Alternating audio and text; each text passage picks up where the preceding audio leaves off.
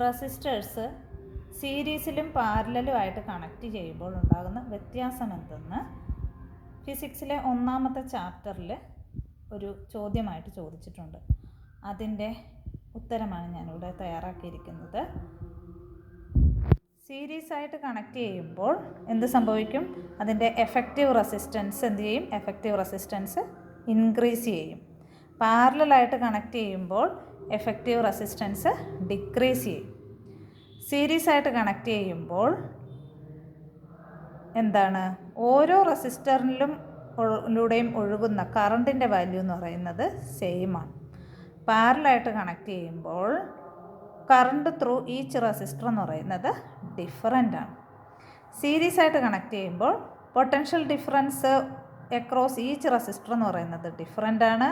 പാരലലായിട്ട് connect ചെയ്യുമ്പോൾ potential difference across each resistor same ആണ്. Each resistor cannot be controlled by separate switch. എവിടെയാണ്? സീരീസിൽ. ഇവിടെ എന്താണ്? Each resistor can be controlled by using separated switches. എവിടെയാ? Parallel കണക്ഷനിൽ. ഇത് നിങ്ങളുടെ പുസ്തക പാഠഭാഗത്തിലെ 17ാമത്തെ ചോദ്യത്തിൻ്റെ ആൻസറാണ്. 18ാമത്തെ ചോദ്യത്തിൻ്റെ ആൻസറാണിത്. 10 റെസിസ്റ്റേഴ്സ്, അതിൽ ഓരോന്നിൻ്റെയും റെസിസ്റ്റൻസ് 2 ഓം വെച്ചാണ്. അവരെ പാരലായിട്ട് കണക്ട് ചെയ്തിരിക്കുകയാണ്. അങ്ങനെയാണെങ്കിൽ എഫക്റ്റീവ് റെസിസ്റ്റൻസ് എത്ര? അങ്ങനെ ഒരു ചോദ്യം ചോദിക്കുകയാണെങ്കിൽ എന്ത് ചെയ്യണം? 10 റെസിസ്റ്റർ, ഓരോ റെസിസ്റ്ററിൻ്റെയും റെസിസ്റ്റൻസ് എത്രയാണ്? 2 ഓം ആണ്. അങ്ങനെയാണെങ്കിൽ എഫക്റ്റീവ് റെസിസ്റ്റൻസ് കാണാൻ എന്ത് ചെയ്യണം? ഒരു റെസിസ്റ്ററിൻ്റെ റെസിസ്റ്റൻസിനെ ആ റെസിസ്റ്ററിൻ്റെ എണ്ണം കൊണ്ട് ഡിവൈഡ് ചെയ്താൽ മതി. അപ്പോൾ എന്ത് കിട്ടും? 2 ohm by 10 is equal to 0.2 ohm. അടുത്ത ചോദ്യം, how is fuse wire connected to a circuit? ഒരു സർക്യൂട്ടിൽ ഫ്യൂസ് വയർ എങ്ങനെയാണ് കണക്ട് ചെയ്യുന്നത്? എങ്ങനെയാണ് ഫ്യൂസ് വയർ കണക്ട് ചെയ്യുന്നത്? സർക്യൂട്ടിൽ സീരീസ് ആയിട്ടാണ് കണക്ട് ചെയ്യുന്നത്. അടുത്ത ചോദ്യം എന്താണ്?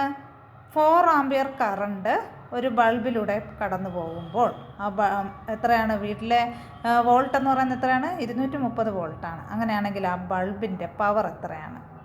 230 വോൾട്ടിൽ വർക്ക് ചെയ്യുന്ന ഒരു ഇലക്ട്രിക് ബൾബിലൂടെ 0.4 ആംപിയർ കറണ്ട് കടന്നു പോവുകയാണെങ്കിൽ ആ ബൾബിൻ്റെ പവർ എത്രയാണ്? 92 വോൾട്ട്. എങ്ങനെ ചെയ്യാം? പവർ എന്ന് പറയുന്നത് വോൾട്ടേജ് ഇൻറ്റു കറണ്ടാണ്. അപ്പോൾ എത്ര കിട്ടും? 230നെ 0.4 കൊണ്ട് മൾട്ടിപ്ലൈ ചെയ്യുമ്പോഴേക്ക് എത്ര കിട്ടും? 92 വോൾട്ട്. അടുത്ത ക്വസ്റ്റ്യൻ ആണ്, why is the bulb filled with an inert gas or nitrogen? ബൾബിനകത്ത് നമ്മൾ ഇനർട്ട് ഗ്യാസ് അല്ലെങ്കിൽ നൈട്രജനൊക്കെ ഫില്ല് ചെയ്യുന്നത് എന്തിനു വേണ്ടിയിട്ടാണ്? ഫിലമെൻറ്റിൻ്റെ വേപ്പറൈസേഷൻ പ്രിവെൻറ്റ് ചെയ്യാൻ വേണ്ടിയിട്ടാണ്. ഓക്കെ. അടുത്തത്, ടങ്സ്റ്റൺ ഫിലമെൻറ്റിൻ്റെ ഉപയോഗങ്ങൾ എന്തൊക്കെയാണ്? അതിൻ്റെ അഡ്വാൻറ്റേജസ് എന്തൊക്കെയാണ്? അതിൻ്റെ പ്രയോജനം, അഡ്വാൻറ്റേജസ് എന്തൊക്കെയാണ്?